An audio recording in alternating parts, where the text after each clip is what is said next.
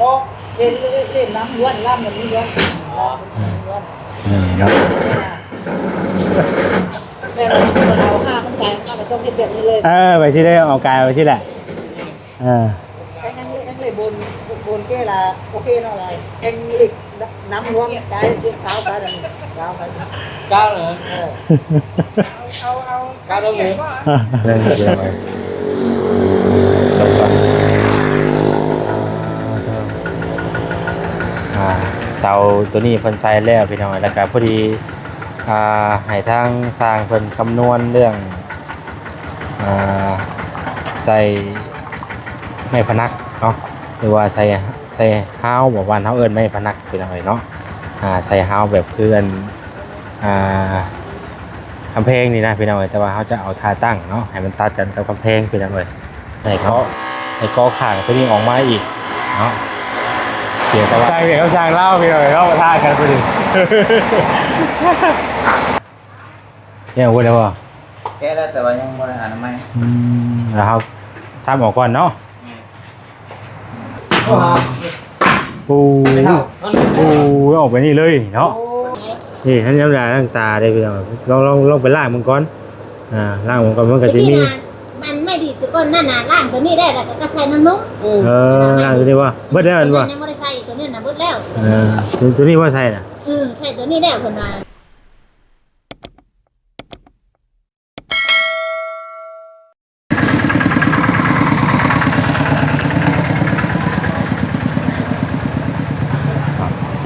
เปิดภาพเปิดคลิปมาเมื่อนี้ก็อยู่หน้าบ้านเฮือนซานคือเก้าพี่น้องเนาะมาพร้อมบรรยากาศฝนตกเด้อพี่น้องเด้อกับทักทายสบายดีพ่อแม่พี่น้องเบิดสุขสู่คนพอกับซ่องเบาแสนอีกแล้วพี่น้องเนาะตอนสวยๆเนาะ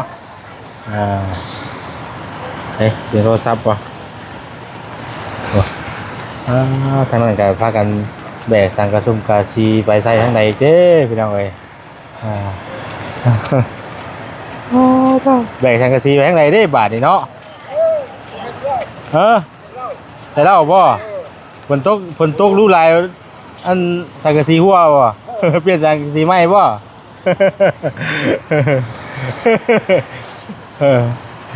ฝนตกเรื่อยลายสังกะซีหัวพี่น้องแล้วเปลี่ยนสังกะซีใหม่เนาะพี่น้องเนาะมื้อนี้ก็อัปเดตเบิ่งเพื่อนคือเก่าเด้อเนาะยังบ่ทันได้ออกไปเวียกพี่น้องมื้อนี้ก็ว่าสิออกไปอยู่เนาะอาจสิออกไปพุ่นแหละพี่น้องทางบ้านคำหลาคือเก่าแหละมื้อนี้ก็ได้เนาะฝนก็ตกพี่น้องเนาะก็ได้ก่อนออกไปเวียกไปงานก็อัปเดตเบิ่งทางสร้างเพิ่นเฮ็ดเฮือนเฮ็ดซ่านซะก่อนเนาะให้ทางผู้ใหญ่หรือว่าทางแม่ฮักเพิ่นเบิ่งก่อนพี่น้องก่อนออกไปเวียนไปงานเนาะแล้วก็มื้อนี้ก็พอดีมีแนวเพิ่มเติมอีกพี่น้องเนาะเรื่องน้ำเงินน้ำซ่านนี่แหละพี่น้องมีแนวเพิ่มเติมไปทางสร้างเพิ่นเฮ็ดเนาะต้องผูกไปหน้าแล้วโอ้ไปไหนเด้บาดดิเมื่อวานบ่เมื่อวานเลยพี่น้องเนาะอันนี้เพิ่นก็จะใส่เสาแล้วพี่น้องเนาะใส่เสาพี่น้องเป็นแต่งเสาเนาะประมาณนี้พี่น้องเนาะแต่งเสาหลังจากที่ว่าเพิ่นแต่งเสาใส่กับงามเลยเป็นยังไงในอีกเสาหนึ่งเนาะในอีกเสาหนึ่งพี่น้องจบก่อนเสาตัวนี้เพิ่นใส่แล้วพี่น้องแล้วก็พอดีให้ทางสร้างเพิ่นคำนวณเรื่องใส่ไม้พนักเนาะหรือว่าใส่ฮ้าวบอกว่าเฮาเอิ้นไม้พนักพี่น้องเนาะใส่ฮ้าวแบบคืออันกำแพงนี่นะพี่น้องแต่ว่าเขาจะเอาท่าตั้งเนาะให้มันตัดกันกับกำแพงพี่น้องเนาะตัวนี้มันเป็นท่านอนตอนนั้นเอาท่าตั้งมันก็สิไปประสานกันเลยพี่น้องเนาะก็ประมาณนี้ได้พี่น้องเด้อเนาะอัปเดตเบิ่งเงินเบิ่งซ่านแล้วก็พอดีทั้งแม่ตู้เพิ่นให้อัน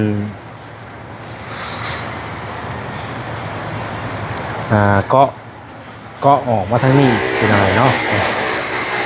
ทางแม่ตู้เพิ่นให้เนาะ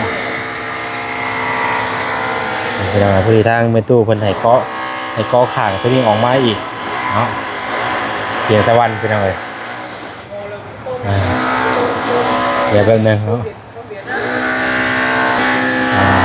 cái này là con này hay là เดี๋ยวถามเพิ่นก่อนตัว bốn là có lên nắm luôn làm là như vậy เนาะ đây là đào ha không phải mà trong cái việc như lên ไปที่ได้ออกกายไปที่แหละanh lấy bồn kia là ok nó là anh lịch nắm luôn cái chiếc cáo cái này cao nữa cao đâu nữa cao đâu nữa trong người ra mà làm được cái này được này เอา làm cái này มามันยังคุยเรียกอยู่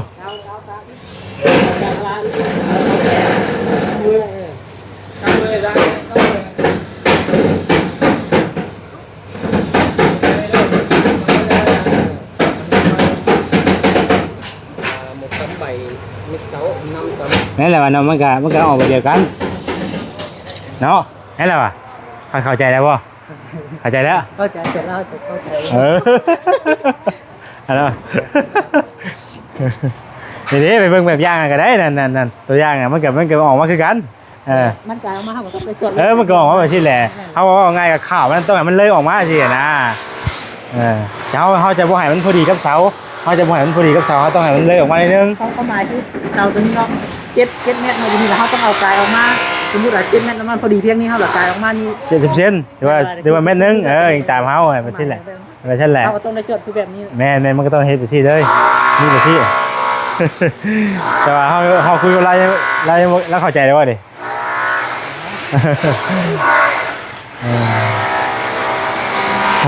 ทั้งนี้ถ้าว่ามีน้องเพิ่นพอได้เปย์ให้พี่น้องเนาะทางสร้างเอ้ยเป็นไงเปย์ช่วยกันดีกว่าเปย์ช่วยกันแน่ว่ะเอาเพิ่นบอกกันที่แล้วเปย์ช่วยกันแน่ว่ะโอ้โห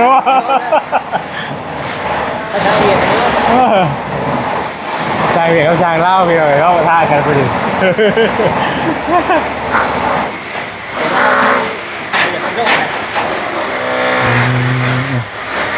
นี่เป็นกำลังคิดท่านนี้กันชีวิตกำลังพากันคำนวณไล่เบิ่งอันนี้พี่น้องเนาะ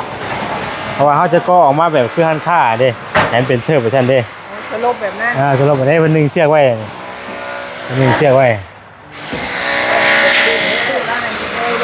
แมนจะคำนวณเบิ่งเครื่องบัตรนี่นะสบายดีเด้อแต่ว่าวันคำนวณดูเครื่องนะครับพอดีไปเครื่องมือพอดีคนกาคือว่าได้ช่วงเวลาบุญมาคอยเล่นงานอะไรเนาะพอดีคันเท่าไรเอาถึง5 แผ่นมันสิกลายออกมาประมาณ55 เซนนี่ได้เลย55 เซนก็ได้เลยได้กันก่อนน้ำ55 เซนมันสิพอดีสมมติว่าเขาเอา6 แผ่นมันแต่สิกลายไรแม่นเอาไว้ก็ได้น้ำยำใบเช้าไหนยันน้ำลำเลยบาเขาเอาพอดีตรงเนื้อที่มันละพอดีถืออยู่4 แผ่นตายตัวนี้แหละตัวเรือมัน55 เซนละต้นลาวเลยต้นลาวต้นเวียดมันเดือบลายไปอะไรก็ได้หรอกแต่มันมีคอนออกมานะได้50 ไปก็ได้อีกกัน55ป่ะนั่นแหละ55ก็ได้คือแค่นี้มันก็สิกลายไปแล้วเอาละ50ก็ได้กันคอนมันน่ะต้น5 แผ่นแมน55ก็ได้ใบไม่เช้าใบไม่เช้าสังตีต้นลาว76 เซนกว้างมันกว้างมันต้นลาวต้นเวียดlà nâng gì 1 mét 1 mét mét nâng lào là 78 เซนต้นลาว76คือความหมายว่าน่ะสังกะสีน่ะเขาว่าสังกะสีเวียดน่ะแม่นึงสีลาวน่ะ70 เซน76 เซนบอกแล้วว่าเนาะกว้างมันน่ะ ถ้าว่าทางกระซิบเนี่ยมันจะหนาแมทว่าซั่นซะอ่า เอาลังกะสีเวียดกับลังกะสีลาวบ่สำคัญเนาะ เพิ่นก็ย่านแม่นตัวนั้นแหละจังสิฮู้ความหมายอะนะเพราะว่ามันสิกว้างนะได้หน้าแมทเสียนะ กำลังมาเพิ่นก็อยากรู้ว่าเฮาสิซื้อลังกะสี หน้าทำได้แต่ว่ามันต้องมีล่ามคือว่านะถ้าบ่มีล่ามคุยกันบ่เข้าใจ น้องเพิ่นก็พอคุยได้เล็กๆน้อยๆแล้วก็ได้ บ่น้อย ทางเฮานี่บ่ฮู้หยังเลย เรายังไม่ลาย ของน้ำกับปินหน้ามาทางนี้เป็นจังไดเนาะว่าประตูเฮาทางเก่าแม่แค่ว่าให้มันไปตัดไปที่ได้ซื้อนะ เพราะว่าถ้าโคตู้ว่าถ้าสิเฮ็ดคือหลังคาเก่าแล้วยันน้ำแล้วสัตว์มาทางเรือนมีตู้พี่น้ำใส่คาน้ำ มันจะพุ่งเนาะ ทางกำแพงพุทธที่ของเฮาวันของน้ำอะไรมาเห็นตู้เก่าที่เฮาว่าสิบ่ได้เห็นเรือนอยู่นี่เด้โคตู้วันนี้ว่าเห็นเรือนมีตู้อยู่นี่แล้วเฮาก็เฮ็ดใส่คาลงพุ่นเลยนะ โอ้ลุงจะตัดง่ายๆเนาะ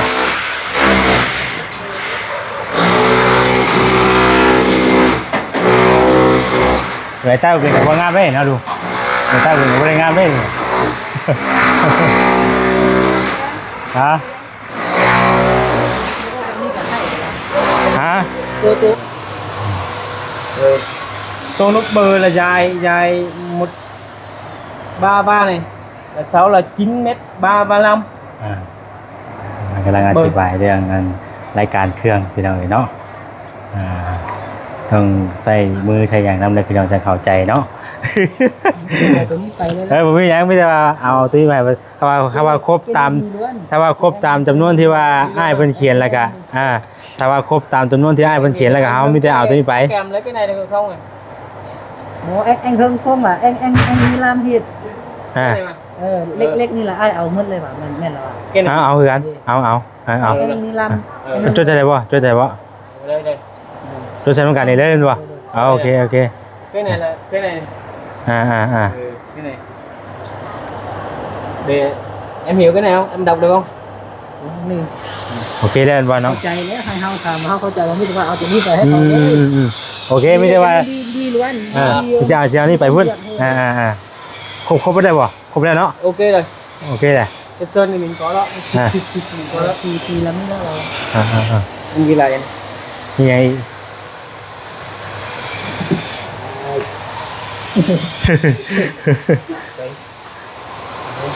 con Việt nhá Sino cương Việt này ปูนได้ใช่เนาะ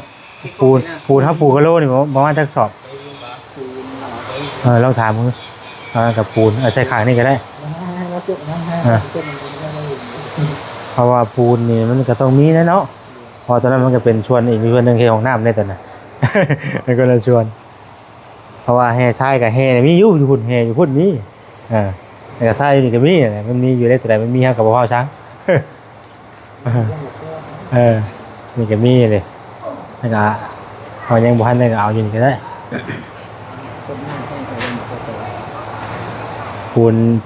ปูกะโลกับประมาณสัก4-5 สอบหามโอ้เพราะจะเบิดจักสอบใส่น้องอันนี้นะ3 ถึง 4เนี่ยมันเพราะว่าเป็นบ่ได้ผสมตัวนี้กับประมาณจังหวัด10พุ่นจังเนาะฮอดบ่6 เมตรนี่ก็บ่ได้ถึง3ก็ได้ ที่ได้เพิ่นเช็คเบิ่งเครื่องแล้วก็มีอยู่หรอกคนอ่านภาษาเวียดเป็นเพราะว่าเพิ่นก็คือสิเป็นห้านเวียดที่กันแต่เพิ่นเป็นโกดังใหญ่เด้คือพูนก็ห้านนี่ก็อาจจะเป็นห้านนี่แหละที่ว่าเพิ่นสร้างเครื่องนี่มานี่ค่อยชื่ออยู่อาจจะเป็นห้านเดียวกันนี่สิไปเอานี่นะเพราะว่าเห็นนั่นเครื่องเป็นบางอย่างเพิ่นเอาอยู่นี่นะพอเพิ่นพูดได้แค่นั้นแล้วเกิดตัวนี้เรามีแต่ว่าค่าที่เป็นส่งค่าหน้าเพิ่นรับหน้าตัวอย่าว่ามันถึกบ่เนาะเราต่อจากหน้านะมันเอาเป็นเพื่อนแล้วแบบเก็บเลยพี่น้องเนาะมื้อนี้สร้างมันก็ยังบ่ได้เฮ็ดเวียกหยังเลยมื้อนี้เนาะตื่นขึ้นมากับพากันนั่นไล่คำนวณอันนี้เอ้ยเนาะเดี๋ยวคันบ่ไล่ก็บ่ฮู้แล้วเนาะคันบ่ไล่คำนวณมันก็บ่ฮู้ได้พี่น้องเอ้ย เออเอาละจวนใหม่บ่อ๋อลอกใหม่ หน้าเก่าหน้าก็ปนเปื้อนมาหนึ่ง ชวนคืนเนาะเออเด้เราชวนคืนพี่น้องเนาะเอาหน้านี่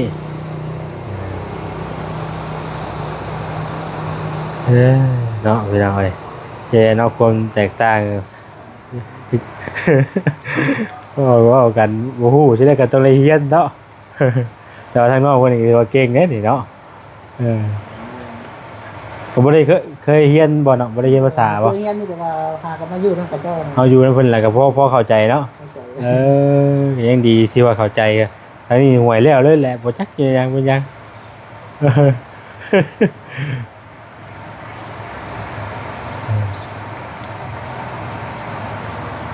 สิไปเอาไปไล่เบิ่งพี่น้องคำนวณเบิ่งก่อนเนาะ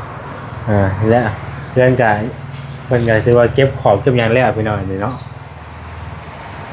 ยังได้คือเนี่ยเป็นมีที่เพราะว่ามันยังกับเจ้าท่านกับเจ้า อ๋ออาจจะเป็นมื้ออื่นเนาะฟังเบิ่งมื้ออื่นพี่น้องประตูหรือว่าเป็นบานเนาะบานแก้วแหละแต่ว่าเราถ่ายติดตามเบิ่งก่อนข้างในก็จะเป็นประมาณนี้คือเก่าพี่น้องเนาะกะโหลเพิ่นก็ใส่ปูเรียบร้อยแล้วเนาะแล้วก็ใส่ขอบข้างตัวนี้เนาะแล้วก็ย่างตัวนี้พี่น้องนี่แจนี่บ่ได้เปิดไฟพี่น้องเอ้ยน้ำก็คือเก่าเนาะน้ำคือเก่าพี่น้องเอ้ยแน่บัดเฮามันเฮ็ดแล้วเนาะเฮ็ดแล้วเฮ็ดหยังแล้วทำความสะอาดก็ถือว่างามแล้วบัดนี้เย็นได้พี่น้องเอ้ยเข้ามาในนี่เย็นเนาะ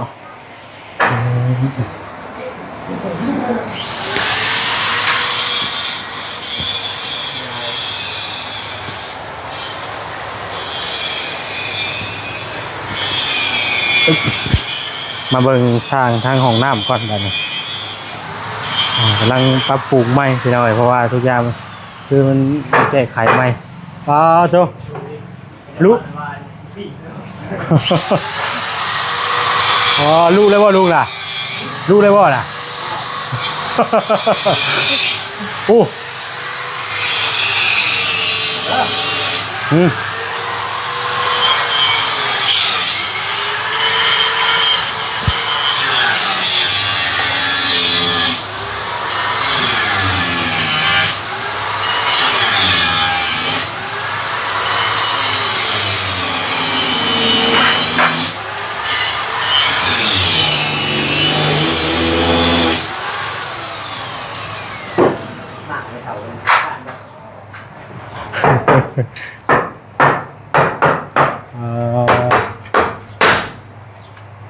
จะเอาวงกลมออกเลยแบบนี้เนาะ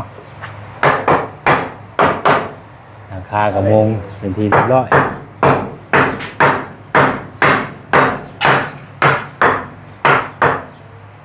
ไม่ได้กันเป็นมั่งเมื่อวานนี่นะมั่งเมื่อวานนี่มื้อนี้มุงเรียบร้อยเลยหลังคาเนาะน้ำมันจะไหลลงมาทางนี้แบบนี้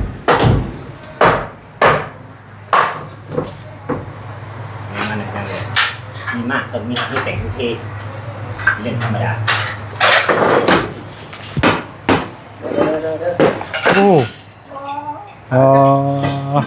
เท่สมบูรณ์มากดีแล้วนี่เนาะ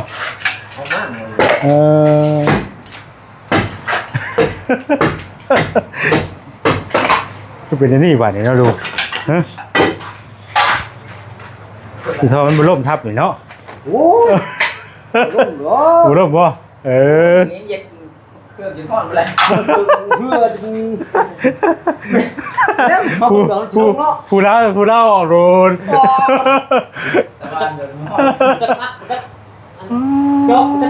ปากเนี่ยอันนี้ก็ถังเริ่มป้ามึงเนี่ยหมวยมันออกยากอย่าไปใช้มึงเนี่ยเนาะ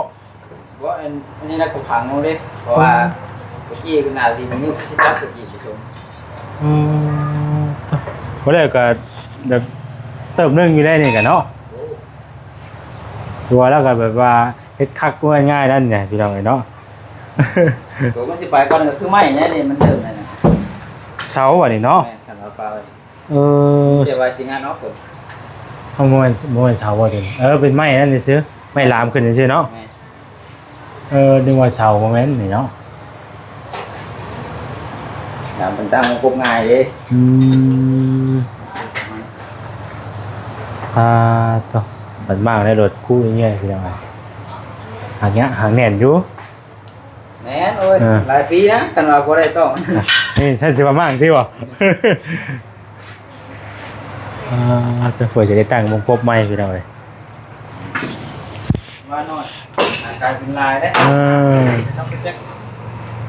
มาหน่อยใกล้เป็นลายคนนะ น้อยนะน้อยกัน มันได้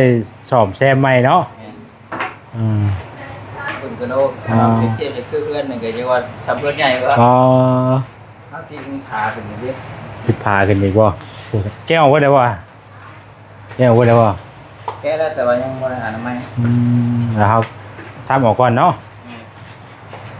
มือเล่นทั่วให้เขาขาดนี่ ใช่ เอ้าเขาลงนี่เนี่ย มาแล้วโอ้ระวังไอ้ลุง เนาะลุงโอ้ฮะ โอ้ออกไปนี่เลยเนาะ เป็นบริษัทนั้นเขามีแผนการนะ ฮะนี่เป็นการในไร่บาทเนี่ย ญี่ปุ่นนี่แหละ เดี๋ยวจะพี่ไหม เราจะเอาไปทีมให้ป่ะโอ้ดีใช่จ้ะยังดีแล้วเอาไปทีมให้เนาะ แล้วเดี๋ยวเสร็จก็รู้เลย นี่ผมเอาไปทีมให้กันให้ดีแล้วจนเหี่ยนวัดเนาะอะไรกันหักทนด้วยแหละก็ได้หน่อยปีได้นี่เนี่ยตั้งแต่ของน้ำเกิดขึ้นแล้ว กระเทิบชาวไม่ไปชาติไหนอีกสัก10 ปีหรือว่า15 ปีบัดจะมากเจ้าก็ตกใจเนาะมากออกรถเช้ามันเรือเช้ารถลูกมวยเรื่อยนะ ใช่นะ มันเช้าไม่มันแบบเปื่อยเด้ มันแข็งไว้สิว่านั่นน่ะ บัดต่อไปหมดแล้ว บุคือเล็กกว่าซี่กับสิบวิทยาหรือเล็กกว่าซี่กับเพราะปูนอมเต็มอยู่น่ะ มีหมวกเขาหกไปเรื่อยๆเลย ตรงเมียนนั่นสิ ยายเถาเราของผมมายายนอนเวียนอยู่กัน โอ้เนาะสร้างเฮ็ดเองกับเมียนเองได้บาทเองเห็นมากันเนาะ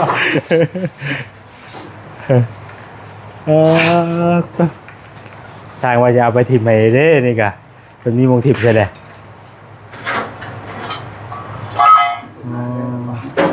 โอ้มันคลองน้ำมันอังนะ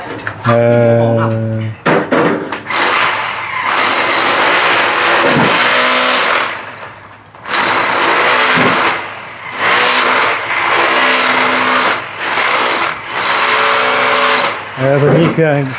อันนี้อยู่นี่เนาะ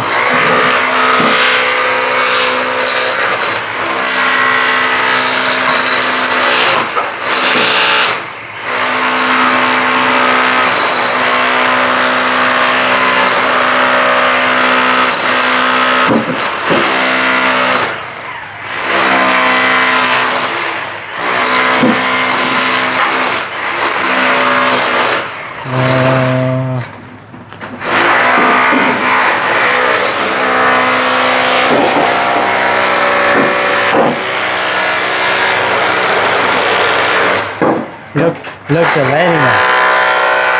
เพราะว่าเนี่ยเฮาเทขึ้นมาเรื่อยๆเพราะตะกี้ของน้ำมันไม่ได้ต่ำได้ของน้ำมันชูงเลย นาฬิกาก่อน ดินต่ำเด้วันนี้เทอันนี้ก็คือพื้นเฮือนนี่ก็เทเธอที่สองเลยเด้เธอที่สองที่สามเนี่ยนี่เทถ้ามันสิต่ำเนาะตะกี้สูงเลยตะกี้นี่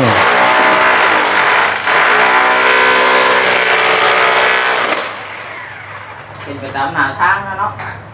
หน้าทางมันสูงขึ้นได้ ก็เฮือนกับจนได้ลงมาว่าตะกี้ขึ้นตะกี้ป้ายลงทางมานี่ขึ้นมานี่ลงจากทางขึ้นลงเฮือนบัดนี่ ทางมันสูงกว่า คือสินั่นแหละว่าบัดเนาะคือคนกี่ เทไว้เด้มันก็สิงาม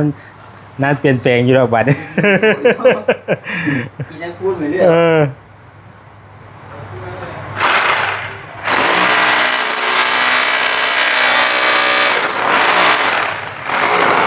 มันบ่อยากแตกเนาะ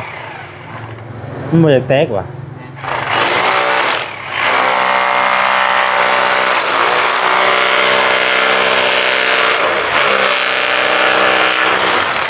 ตัวใหญ่เจอให้หน่อยนะตัวใหญ่เลยเพ่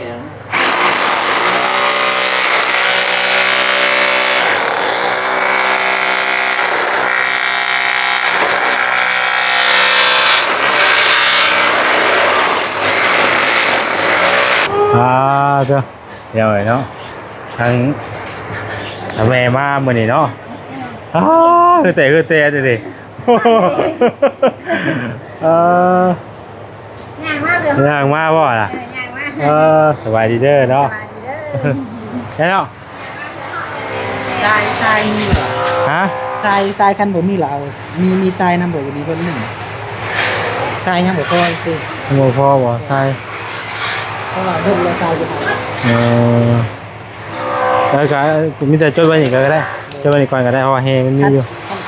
คันว่ากะว่ามีอ่ะบ่เอาก็ได้ทรายแหละ แล้วคันไปให้กับเจ้าละคันว่ามีคนเรียกละให้กับเจ้าโทรมาเบอร์นี้คันว่าบ่เข้าใจละโทรมาหาอ้าย อ๋อแต่ว่าใช่ก็บางเทื่อก็อาจจะได้อยู่ในห้างนี้อาจจะบ่มีนะที่เขาจะไปเบิ่งเครื่องแต่จะเขาตัดออกก่อนเนาะตัดออกก่อนแหละเขาจังถ้าว่ามันบ่พอเขาจังสั่งมาตรหาย แต่ว่าให้มาเอายาตายาใช้นั่นบ่ดี โอ้ว่ามันมีแต่ว่าครับว่ามันเอาไปล้างเบิ่งมันบ่เซาก็ต้องไปหาหมอเด้ ประมาณมันบ่ไข้มันบ่ดีขนาดเอาอย่างที่ใส่ก็ใส่ มันเป็นหยังก่อนตวิทย์น่ะ แต่พี่นะส่งคณะโดยมาหยาเต้นไฟ หญ้ามันมีหญ้ามันบาดมันติด มันบาทเด้ เอาล่ะ จังมันสิเข้าจังมันสิตำมันบาดบ่ได้จังหวะ น้ำผุยอยู่จังเนาะ บ่ว่าทันได้ใส่ปุ๋ย เออ เฮาส่งคณะเฮาสิดำนี่ โอ้ยเนาะ ตาเท่านั้นแล้วนะ วันนี้เจ็บเลยบ่เจ็บบัด วันนี้มันเจ็บอ่ะนี่ว่าตะกี้มันก็เจ็บอยู่ได้มันหนักเลยแห้งเลย คือบ่ นี่แหละอย่าบ่ใส่ยาไว้ตะกี้กันเนาะแต่ตะกี้ก็บ่ใส่ยา ปัดนี่เนี่ยไปหาของนุ่มค่ะมาข้างไทยไงมันเย็น ตะกี้น่ะเป็นตะกี้น่ะไม่ดีตะกี้น่ะขอนุ่มมันเข้ามาใส่น่ะ นี่กันดีมันอยู่เพื่อนก็จะ อยู่หน้า หา ที่นี่ได้ที่นี่แลโต มันว่ามีทุกคนได้กินโตอยู่ใช่ กระโดดลงหันตก แม่มันเอาน้ำนุ่มใส่น่ะมันเกี่ยวกับหยังเศร้าบ่ เอามันเช่าแล้ว ไม่ดีเลยมัน เป็ เป็น น บา บา ท ดเลยเนาะ เป็นบาทเด้ เออ เช่าเป็นยาเด้ เป็นยาเด้เฮา เอาน้ำนุ่มสุดนำไปใส่กับคิมิน ถ้าเป็นห่อใส่ไผ่เด้มามันเย็นเนี่ยเฮาก็บีบไผ่ เออ แล้วอีกเลย เริ่มก่อนแล้วมันบ้าก็ดีมั้ยล่ะ ถ้าดีก็ให้ได้อยู่หน้าหัวเนาะ เข้าอยู่หน้า โอ้ย มีไปบ้างแล้วนะบ่มีมันอ่อน เอ้ยเอายาได้ใช่ก่อน โมเมนต์ผัวแล้วมาบ่อื่นให้ผัวแล้วไหวเด้ ว่าหรอกเนาะ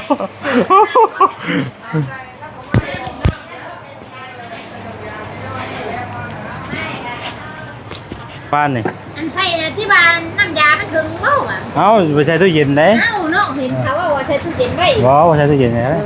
ผมซื้อน้ำมันเขาบอก ฮัลโหลว่าฮัลโหลตะไดก่อนเนาะเท่า4 4เมตรเลยให้เจ้าไหร่นะ 4เมตรบ่อ๋อ6คูณ4เลยสิเล่นบ่โอเคเดี๋ยวจะถ่ายไว้ไปตะกี้ว่าคืออย่างนี้เราสิมาว่าอย่างน่ะ ให้โทษดูนะ คือว่าสิมาคือว่าได้ออกเรทบ่ได้แล้วเนาะออกเรทว่าเลื่อมตาบัดนี้เนาะ งอกขับรถกันแล้วทางเนี่ย ตาขึ้นนี่ แต่แว่นตากันเรทได้ไหมแว่นเฮา แว่นนั้นแว่นนั้นตัวชื่อให้แว่นนั้นใส่มา บ่ แล้ว ใส่แว่นลำมาในก่อนได้บ่ให้มันแพ้แสงแดดเด้ แว่นตาขยายว่า นี่ท่านย้ำยาล้างตาได้พี่น้องลองไปล้างมันก่อนล้างมันก่อนมันก็สิมี มันไม่ดีตัวก้นนั่นน่ะล่างตัวนี้ได้แล้วก็ใส่น้ำนุ่ม ล้างตัวนี้ว่าเบิดแล้วอันบ่ ยังไม่ได้ใส่ตัวนี้นะเบิดแล้ว ตัวนี้ว่าใส่น่ะ ใส่ตัวนี้แล้วคนมามันบ่เศร้ามันบ่คุ้นเนี่ยจ้ะ แล้วก็เอาตัวไม้ใส่เพราะว่าตัวนี้มันบ่ได้แช่เย็นเด้คือเฮาหยอดแหละเฮาหยอดเฮาบ่ต้องไปใส่ตู้เย็นไว้ป้าไว้ธรรมดาอากาศธรรมดาเฮานี่แหละ เป็นยังหรอกเขาจะเอาอัดมันดีเนาะ อันนี้มันดีผ้ามันน้ำพุคนว่าเนี่ย ใช้ตู้เย็นไว้ ใส่คุณมันเสีย เพราะว่ายาตัวนี้เนี่ยมันจะแก้คันมันจะแก้คันหมดคัน มันดีด แล้ เข้าว ไป มันบอกเขา มันเข้าเฮานี้แบบนี้ ที่สำคัญในการมาแทรกได้ถึงเรา อันน้ำมันเนี่ยนะเป็นสร้างว่านนี่น้ำมันรถจักรเลย ถ้ามา จะไป ไม่ได้ชื่อมาให้เลยเอาเงินให้ไปซื้อเองดีกว่า โอ้เอาตัวนี้ก็ได้เนี่ยนี่45,000ดูได้นี่ ตะกี้10,000ก็จนลด ตัวนี้นะกายดิบบ่ กายได้ไหมเออ 45,000ถึงได้แล้วนิดนึง เออ นิดนึงมันทำไม่ค่อยตาม แล้วก็น่ะบางมื้อบางเทื่อน่ะ50,000นั่นนี่น่ะ50,000ได้จำนี้บางเทื่อบางมื้อ อย่ามอง เขาว่าเติมกันเกือบมื้อพุ่นแหละ ขึ้นแล้วเนาะ เออ มามันนั่นก็ว่าเติมเมื่อนั่นให้กับพ่ออย่าง35แก๊สที่มันแก้วไว้แก้วไหนแก้วน้ำปลาเนี่ยแก้ว เนี่ยเอาที่เข้ามาบ่น่ะ ที่เขามาถ่าย ปลาเตัวบ่คืออ่ะอันนี้ว่าชาญแต่ที่เข้าน่ะ ถ่ายก้อนหุ่นได้ถ่ายก้อนหุ่นได้ได้ชานไม่อีกหุ่น เอ ได้ อก็จะได้นี่น่ะ เสียนึง ดูในเซนได้พี่น้องเนาะใครสนใจกันได้เปอร์เซ็นต์ซื้อไปให้เพื่อนพอดีกันซื้อได้เด้อพี่น้องเด้อขายใช้แล้วก่อนซื้อไปฝากกันว่าเล่นเพื่อนพอดีนะก็เลยเซนอยู่เป็นเรื่องส่งให้ส่งด้วยนี่พี่น้องเนาะถ้าผู้ใดอยากซื้อซอยถ้าพ่ออาสาทุกเข่าคายหอยไว้ดีก่อน หอยเว้นได้ที่ผู้ซื้อก็ใช่ ให้ขายที่แบบเนาะงามอยู่เด้ โอ้ดีดีผู้เชียงนะวันนี้เหยียบไปก็ไป ไปใส่พี่น้องเนาะมิตรว่าชั้นไหนเปอร์เซ็นต์ขอตัวต้องคิวก่อนเนาะจะออกไปข้างนอกก่อนบัดนี้มันสวยแล้วพี่น้องเอ้ยพอดีเบิ่งน้ำสร้างเพิ่นแหละเนาะมาย่อยพี่น้องเอ้ยเนาะเอาจังได๋ก็ขอตัวไปก่อนเด้อพี่น้องเด้ออยู่ดีมีแฮงสุขสุขคนเนาะสบายดีเด้อพี่น้องเด้อ